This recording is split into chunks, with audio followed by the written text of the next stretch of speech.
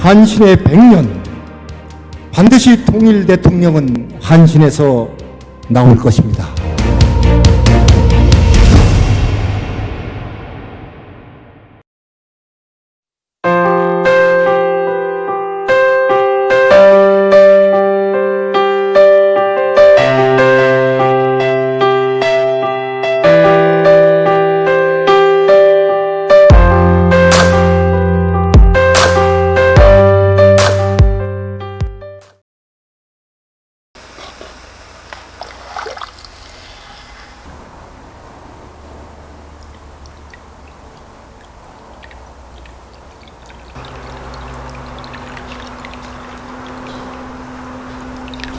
교수님 만나뵙게 돼서 저야말로 반갑습니다. 영광이죠. 네. 예. 오시는데 불편하시지 않으셨어요? 저는 원래 시골길을 좋아합니다. 그래서 예. 광주 그래서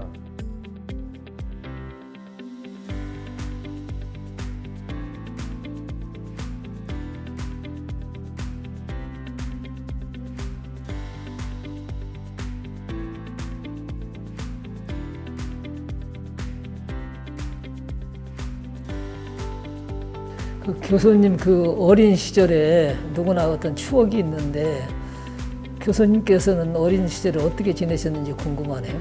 특히 기억나는 건 워낙 여러 가지는 많지만 기억나는 건 이제 제가 미술 쪽을 잘했습니다. 미술 쪽을 잘해서 각종 미술대회 나가면은 상을 많이 탔어요. 상도 타고 그 다음에 붓글씨도 상을 탔고요. 그래서 미술이나 그런 쪽은 굉장히 좋아하고 제 느낌에도 그렇고 주위에서도 미적인 감각이 있다고 많이 들었습니다. 그래가지고 예술 쪽을 제가 좋아하는데 우리나라 흔히 그러듯이 입시 공부한다고 미술을 이제 손을 안 대게 됐는데 지금 여기에서 보면 저 달 항아리 같은 거 보면은 저는 아무것도 없는 여백을 이렇게 쭉 보는 걸 좋아합니다.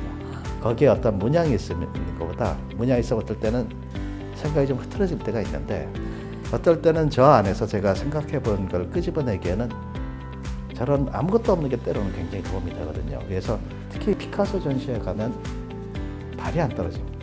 하루 종일 있어도 나오고 싶지 않거든요. 네.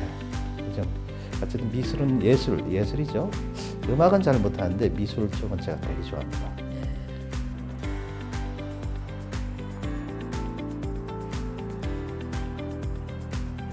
그 교수님께서는 연세대학에서 경제학을 전공하시다가 일본의 게이오 대학에서는 컴퓨터 공학으로 석박사 학위를 받으셨더라고요. 그래서 어떤 전공을 바꾼 그 배경 혹시 궁금해요. 가끔 이제 제자들한테 얘기를 합니다. 네. 너 10년 뒤는 아무도 모른다. 지금에 보는 10년 뒤가 전부라고 생각하지 마라. 왜냐하면 전공을 바꾸게 된 계기가 무슨 큰 결심을 하거나 무엇을 하고 바꾼 게 아니에요. 그게 좀 에피소드가 있는데 중학교 때부터 꿈이 맨해튼에 가서 주식 가방 들고 비즈니스 주식 세일즈하고 돈으로 성공하는 게 꿈이었어요.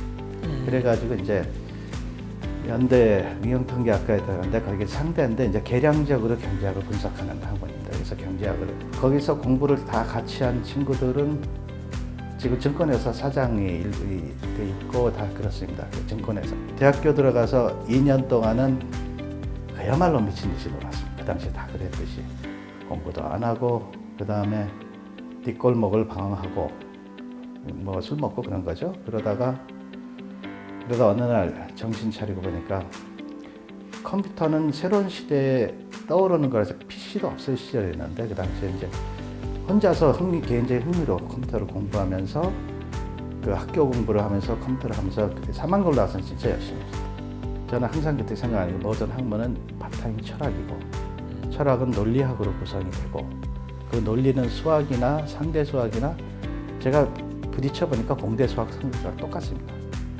적용하는 응용 대상만 다를 뿐이다 이렇게 생각을 하니까 나머지는 연구직을 가든지 기업인을 갈지만 결정하면 되겠더라고요. 그래서 그렇게 다니다 보니까 저절로 연구소에서 근무를 하게 되고 그렇게 유학 가게 되고 그렇게 해서 결정됩니다. 다른 깊이 있는 게 아니라.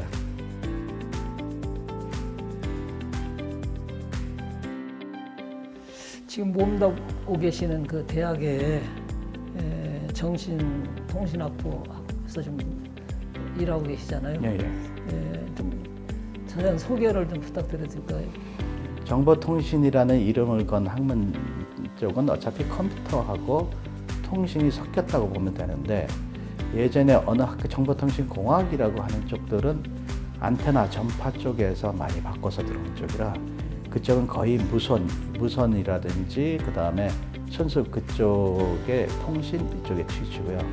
저희는 컴퓨터 계열에서 파생돼서 나왔던 정보통신이기 때문에 저희는 컴퓨터 소프트웨어가 거의 주입니다. 그리고 거기에 연구실로 복귀했을 때 맨 처음 저한테 떨어졌던 연구소를 이제 휴직으로 교육 파견으로 유학을 갔다 왔는데, 제일 먼저 얘기가 나온 게 두 가지. 국립연구소에 있는 유물들, 이런 도자기 같은 유물들을 없어지기 전에 디지털로 3차원으로 측정해서 보존해두고, 그게 우리 연구소에서 첫 번째 한 작업이고요.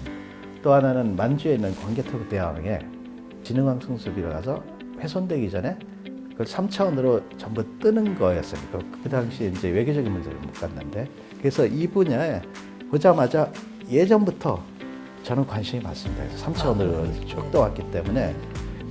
대한민국은 컴퓨터 공학 측면에서 어떻게 나가야 정말 올바른 방향일까를 교수님 말씀해 주시면.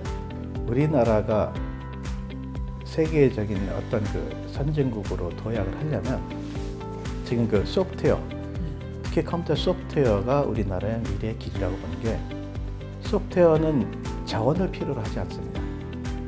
그리고 반도체라고 하더라도 아주 극히 적은 자원만 필요로 해서 부가가치를 창출하기 때문에 IT가 자체가 그렇지만 그중에 특히 소프트웨어는 아무런 자원을 필요로 하지 않고 고부가가치를 같이 창출하기 때문에 우리나라의 유일한 살 길이라고 보고 있거든요. 안 그러면 뭐 호주 같은 나라는 거대한 광물이 있기 때문에 그걸로 먹고 살 수 있지만, 그래서 저는 소프트웨어는 우리나라 전체가 중점적으로 추진해야 된다고 생각하고 있어서 요즘은 어린이들 소프트웨어 교육에 지금 관심을 갖고 있습니다.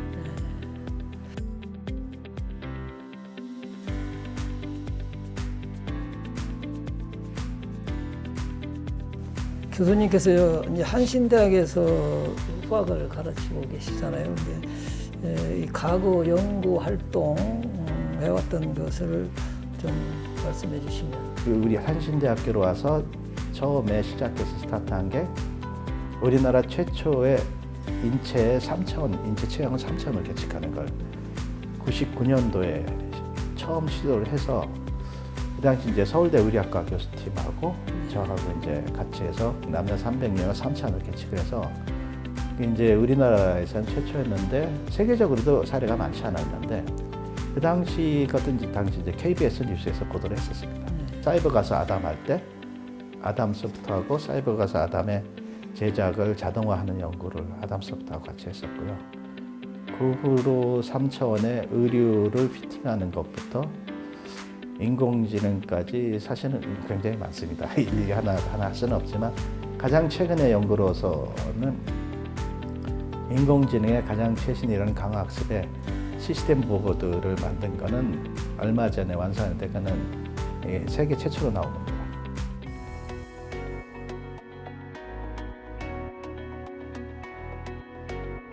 그 학생들 중에도 아마 이제 교수님이 기억에 남는 학생들도 있으리라고 믿는데, 그 연구실 단위에서는 그 당시 이제 포항공대 로버트 비전 연구실하고 서울대 의료학과들하고 같이 조인트 엔티도 가고 같이 회식도 가지고 많이 놀았어요. 왜냐하면은 학생들 스스로가 자신들이 우리나라를 이끌어가는 누구한테도 지지 않는다는 걸 갖게 하고 싶었죠. 그것이 지금까지도 쭉 저는 그게 제 1의 목표입니다. 서울대에서도 부탁을 받아서 일부 과목을 가르쳐보고 우리 학생들하고 일부러 비교해보기 위해서 과목을 맡아서 해봤는데 똑같습니다. 똑같아요. 능력도 똑같고 IQ도 똑같고, 뭐 하나 차이가 나냐면 끈기가 다릅니다. 서울대 학생들은 무엇을 하라고 어려운 걸 내주면 포기를 안 합니다. 할 수 있다고 어떻게든 그거를 갖다가 심어주려고 쭉 노력을 해왔는데 결국은 해내더라고요. 이 제가 가르친 연구실 학생들 중에는 뭐 대학교 2학년 때 학교에서 우수 논문상을 받으니까 대학원생도 받기 힘든데요. 그리고 그런 그 학교에 상 받은 학생들도 많이 있고요. 자기 자신을, 그러니까 요즘 흔히 얘기하는 BTS, 너 자신을 존중하고 사랑하는 게 맞는 말입니다. 학생들한테 딱 한마디만 계속합니다.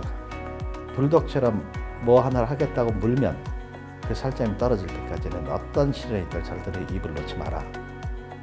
저희 학과는 그 한 가지 내세울 수 있는 장점이 있습니다. 그게 이제 10몇 년 전인데 대학신문사에서 취재를 저희 연구실에 와서 취재를 하고 가면서 얘기한 게 있습니다. 이런 시스템을 가졌으면은 전국의 대학의 모범이다. 이걸 대학교의 사례를 자기들이 퍼뜨리겠다고 얘기했는데 저희 학과는 전국대학에서 좀 드물게 학부생 1학년생부터 연구실로 받아들입니다.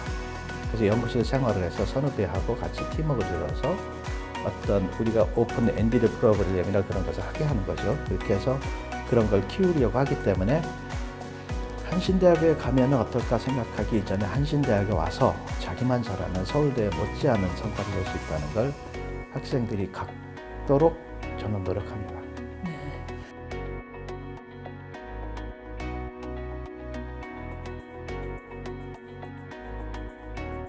앞으로 계획에 대해서 좀 말씀해 주시죠. 어쨌든 세계를 이끄는 톱은 아니더라도 상위권에 있으려면 이제 시작을 해야 된다고 생각하고 있고요. 그렇게 해서 지금 학계에도 제안하고 있는데 저희 학계 문과, 이과, 학과를 다 합쳐서 소프트웨어적인 것으로 자기 학문을 표현할 수 있어야 된다.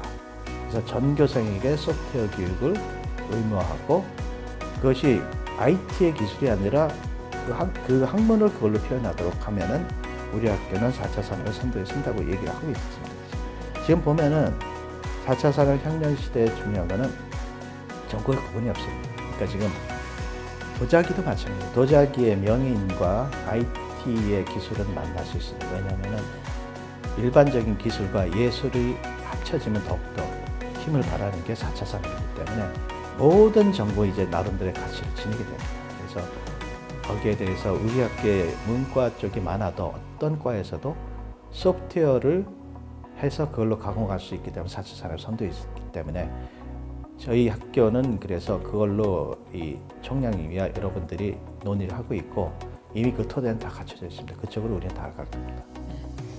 저희 쪽에서는 저런 부드러운 빛을 램버티안 레플렉션이라고 부릅니다. 그래서 저 빛의 성격을 물리적으로 학생 때 굉장히 많이 공부했습니다. 어떻게 반사를 해서 어떤 특성을 지니지를 보려고 했기 때문에 아마 저런 반사 특성을 물질을 만드시고 저는 거기서 나오는 빛을 봤기 때문에 떨어진 것 같아도 떨어지게 저는 느껴지지 않습니다.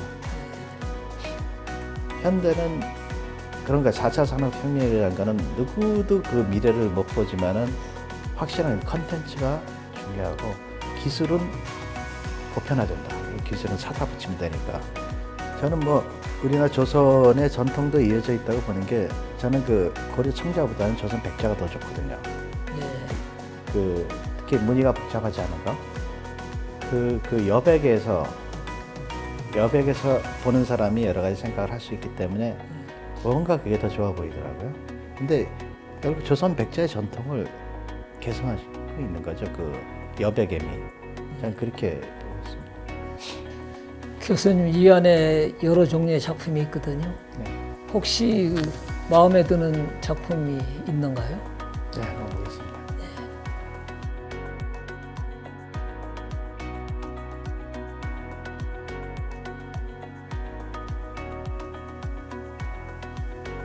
다 마음에 드는데요. 그 중에서 이게 더 눈에 띕니다. 아, 그러세요? 이 작품은 이제 이 다랑아리는 이제 많은 분들이 이제 좋아를 하시지만 이렇게 또 이 형태까지 이렇게 말씀을 하시니까 이 다랑아리에 대해서 너무나 많이 아시는 것 같아요. 이게 흐르는 곡선이 여기서 평평하게 돼서 일종의 다시 한번 여백이 생긴 것 같아서 아, 예. 어떤 그 마음의 쉼터랄 걸까요? 아, 예. 그래서 흐르다가 그러니까 예. 여백에 다시 여백인 것 같고 다랑아리에 대해서 너무나 많이 아시는 것 같아요.